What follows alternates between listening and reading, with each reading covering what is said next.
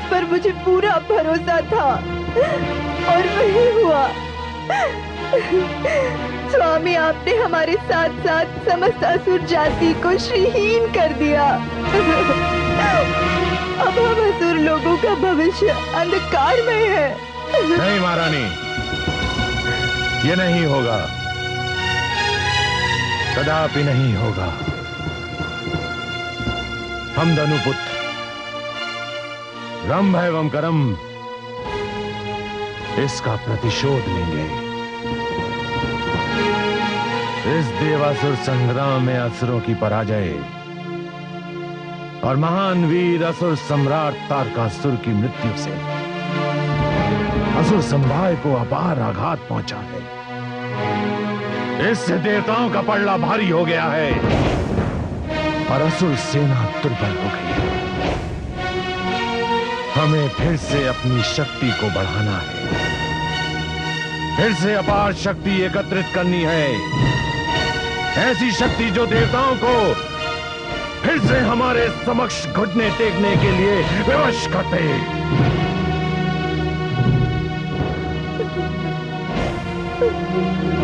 मैं रंभ, मैं करम, हम दोनों भ्राता महान वीर असुर सम्राट तारकासुर के मृत्यु शरीर को छूकर प्रतिज्ञा करते हैं कि असुरों की खोई हुई प्रतिष्ठा को पुनः स्थापित करेंगे, फिर देवताओं को पराजित करेंगे और इसके लिए, इस लक्ष्य की प्राप्ति के लिए हम ऐसा घोर तप करेंगे कि विधाता को हमें हमारा मनचाहा वरदान देने के लिए बार बार होना पड़ेगा और हम अपनी प्रतिज्ञा की पूर्ति के लिए हम अभी और इसी समय तपस्या हेतु प्रस्थान करते हैं।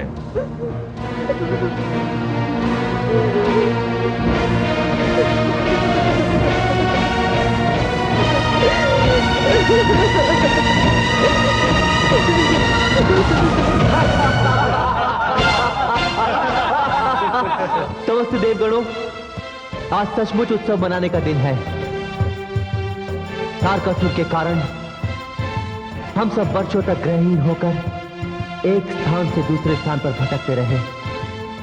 आज हमें अपना स्थान, अपनी शक्ति, अपना सम्मान पुनः प्राप्त हो चुका है।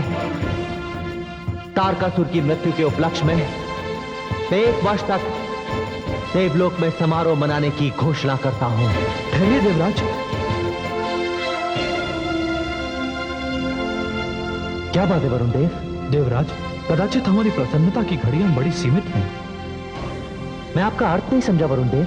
देवराज, धनुपुत्र महादानव रंभ तथा महादानव करम ने यक्षों को प्रसन्न करने के लिए घोर तपस्या आरंभ कर दी है। तपस्या? कैसी तपस्या वरुण देव? महादानव करम ने जल में तथा महादानव रंभ ने अग्नि में एक ऐसे पुत्र प्राप्ति के लिए तपस्या आरंभ कर दी है जो हमें हमारे ही इंद्रलोक से निकाल सके। रंभ और करम दोनों ही निसंतान हैं। नहीं नहीं वरुण देव, ये नहीं हो सकता, नहीं हो सकता ये। अब मैं ये कदापि नहीं होने दूंगा। समझ में नहीं आता इन दानवों को मुझसे तथा मेरे इंद्रलोक से इतना वैर क्यों है। स्वतंत्रता की हम एक पूरी सांस भी नहीं ले पाए कि ये नया संकट उत्पन्न हो गया। आप समस्त देवगण निश्चिंत रहें। मैं रंभ और करम को उनकी तपस्या पूर्ण नहीं करने दूंगा। मैं इसी समय, इसी क्षण वहां जाता हूं जहां करम जल में और रंभ अग्नि चक्र में तपस्या कर रहा है। आप सभी निश्चिंत होकर इस समारोह का आनंद लीजिए। यह कार्य मैं करूंगा, केवल मैं। ओम यक्षाय नमः, ओम यक्षाय नमः, ओम यक्षाय नमः,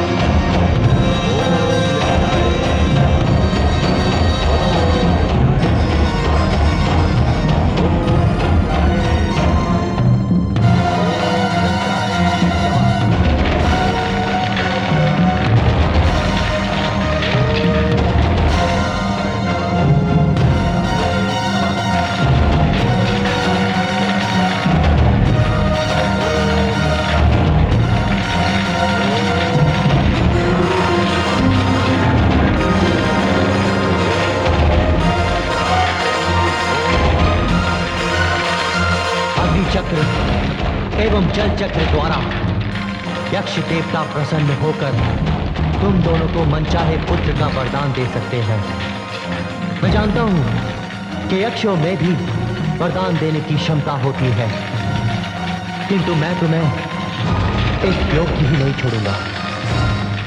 यक्ष हम देवताओं के मित्र हैं, इसलिए मैं उन्हें ज्ञात ही नहीं होने दूंगा कि कर्म की जीवन लीला मेरे द्वारा समाप्त हुई है।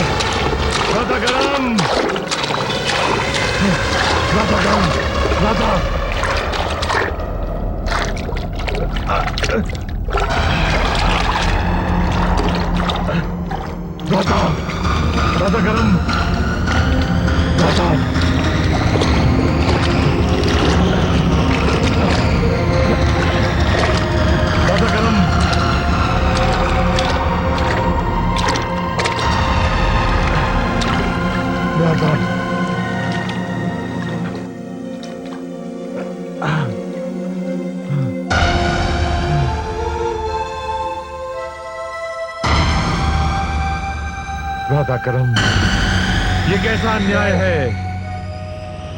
कितनी कायरता से मेरे भ्राता का वध किया गया।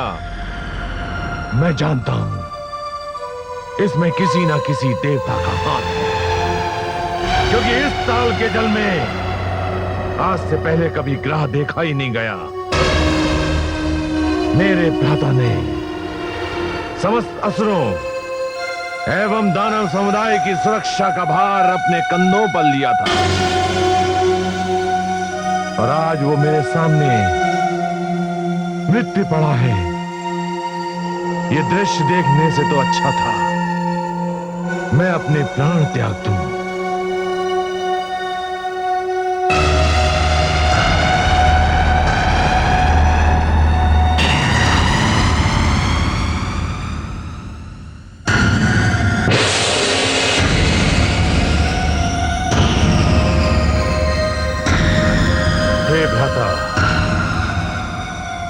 जिस प्रकार आपने अपने प्राणों की बलि दे दी है, मैं भी जाकर अपना मस्तक इस अग्नि को भेंट कर दूंगा।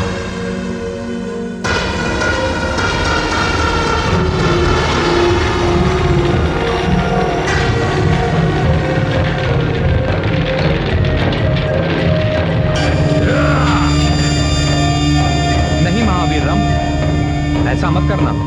क्यों ना करूं? आप जो भी हैं, मुझे ऐसा करने से ना रोकिए। हे महावीर, मैं अग्निदेव हूं। अग्निदेव? अभी अभी किसी देवता ने मेरे भ्राता करम्ब की हत्या कर दी है और आप मुझे आत्मघात करने से रोक रहे हैं। इस छल का कारण? नहीं महावीर, मेरी बातों में कोई छल नहीं है।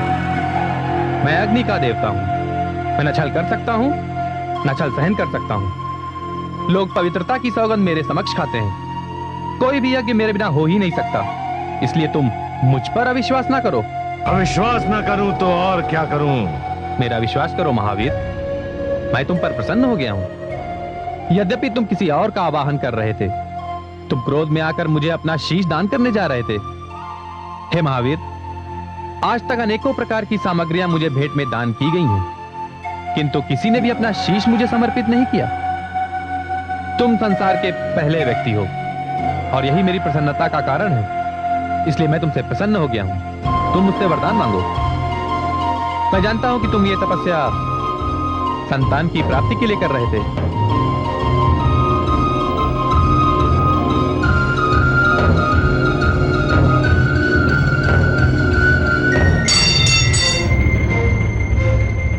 सत्य कहा आपने। यदि सचमुच आप मुझ पर प्रसन्न हैं, तो मुझे ऐसी संतान का वर दीजिए, ऐसे पुत्र का वर दीजिए जो आपसे अधिक ज्वलित हो और तीनों लोकों पर विजय प्राप्त करने वाला हो। तथास्तु। हे महादानवरम, मैंने ये वरदान तुम्हें दिया।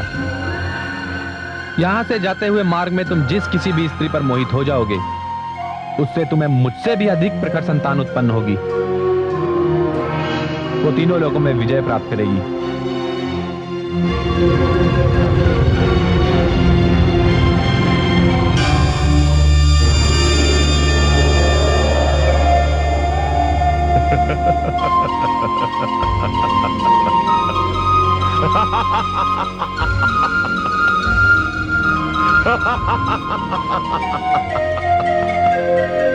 भ्राता करम, आपका बलिदान व्यर्थ नहीं गया। हमारा जो उद्देश्य था वो पूरा हो गया। और ये कितने आश्चर्य की बात है कि मुझे हमारे सदैव के शत्रु देवताओं से ये वरदान मिला है।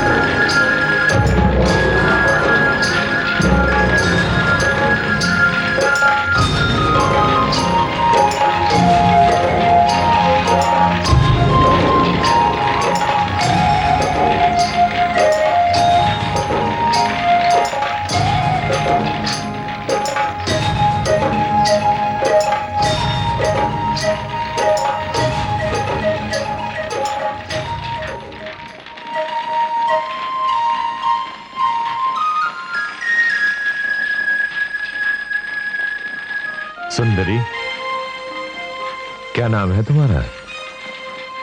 मेरा नाम मोहिनी है। विश्व मोहिनी कहो सुंदरी, विश्व मोहिनी। तुम्हारा ऐसा रूप कि इस पे पाषाण भी अपना हृदय निछावर कर दे।